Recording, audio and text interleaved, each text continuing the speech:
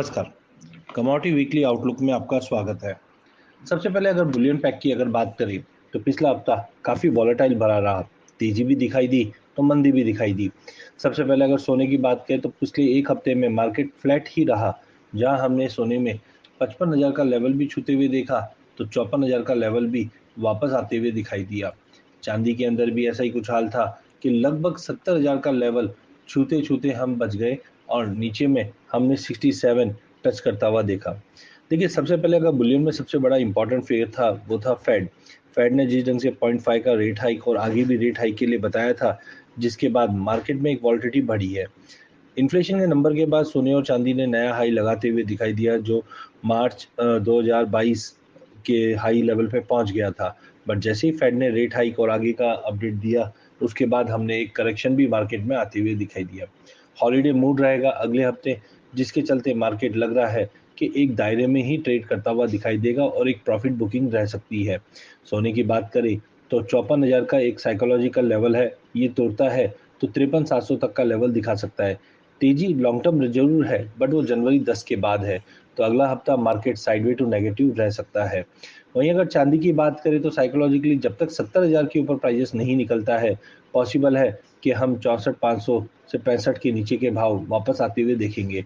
तो चांदी में भी ध्यान रखिए, जब तक 70 का लेवल ब्रीच नहीं होता है, हाई प्रोबेबिलिटी डाउनसाइड की है, तो उधर ट्रेड कर, लेकिन लॉन्ग टर्म मीडियम टर्म 2023 के लिए शानदार रहना है। वहीं एनर्जी कॉम्प्लेक्स की अगर बात करते हैं तो हमने एक अच्छी खासी रैली अब जरूर देखी, बट प्राइजेस हायर लेवल पे सस्टेन नहीं रह पाए। फॉर एग्जांपल अगर हम कच्चे तेल की बात करें तो पूरे हफ्ते में कच्चे तेल के अंदर मोमेंटम काफ़ी शानदार रहा और हमने हाई के अंदर लगभग 6450 तक के भी लेवल आते हुए देखे। बट वीक के एंड तक प्राइजेस 6180 के करीब क्लोज हुई है, लग फिर भी 5% की तेजी दिखा चुकी है।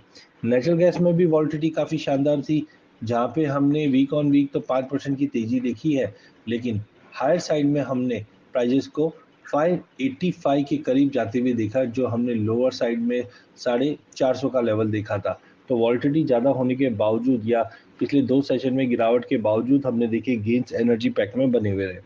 आने वाले हफ्ते में कच्चे तेल में मार्केट एक दायरा रहेगा, जो 6000 से 6400 के बीच में रहेगा, बिकॉज रोज नई अपडेट रहेगी, चाहे हम डिमांड को लेकर बात करें, चाहे सप्लाई स्क्वीज को लेकर बात करें, जिसके चलते कच्चे तेल में मोमेंटम इसी तरह का एडवर्ब रहेगा।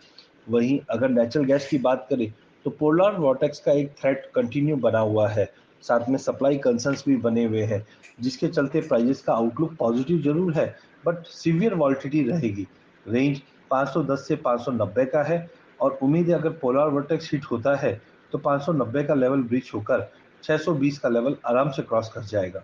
वहीं पूरे बेस मेटल पैक की अगर हम बात करें तो पूरे बेस मेटल पैक में काफ़ी मिला जुला एक प्रॉफिट बुकिंग भरा ट्रेड रहा, जहां कॉपर में हमने आधे परसेंट की गिरावट, जिंक के अंदर 5% की गिरावट, लेड में फ्लैट रहा मार्केट, एल्यूमिनियम 2% की गिरावट और स्टील में 3.5% की गिरावट आते हुए देखी। सबसे पहले अगर हम डेटा पॉइंट की बात करें तो डॉलर के जो मूव थे, उसके बाद हमने देखा थोड़ा बहुत प्रॉफिट बुकिंग पूरी ही कमोडिटी पैक में बन रहा था, जिसका असर मेटल में भी आते हुए दिखाई दिया। हॉलीडे मूड सामने है, जिसका फर्क भी पड़ता हुआ दिखाई दिया। नो डाउट ज़्यादा मंदी इसलिए नहीं लग रही क्योंकि चाइनीज न्यू ईयर है और चाइना अब कमोडिटीज को रीस्टॉकिंग कर रही है, बाइंग कर रही है, जिसके चलते लोअर लेवल पे सपोर्ट जरूर मिलेंगे और साथ में इन्वेंट्रीज भी हमने देखा काफ़ी लोअर लेवल्स पे आ चुकी है और कंजम्पशंस आगे बढ़ेंगे।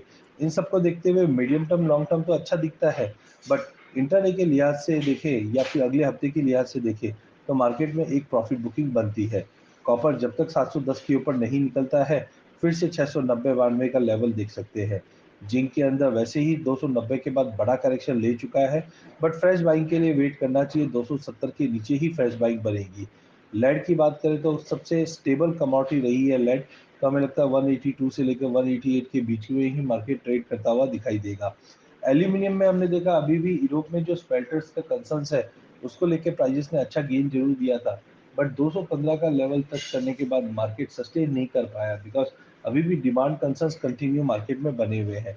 तो थोड़ा पुल बैक 206 तक का लेवल मिल सकता है, क्योंकि आगे हॉलीडे मूड है तो कोई मेजर बायर्स नहीं रहेंगे, जिसके चलते थोड़ा पुल बैक पे हम बाइंग करने के लिए देखेंगे।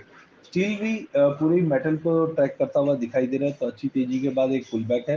45,000 के नीचे एक बार जरूर जाएगा, लेकिन ध्यान रखिए चाइना अब बाइंग करना चालू कर रहा है, कर दिया है, और प्रीमियम भी धीरे धीरे बढ़ रहे हैं, जिसका मतलब है आने वाले टाइम में स्टील में एक अच्छी तेजी बनेगी। जनरली चाइना की न्यू ईयर हॉलीडे से पहले जो बाइंग होती है वो 10 जनवरी तक चलती है, तो मेटल के अंदर 10 जनवरी तक वापस उबाल मिलता हुआ दिखाई देगा।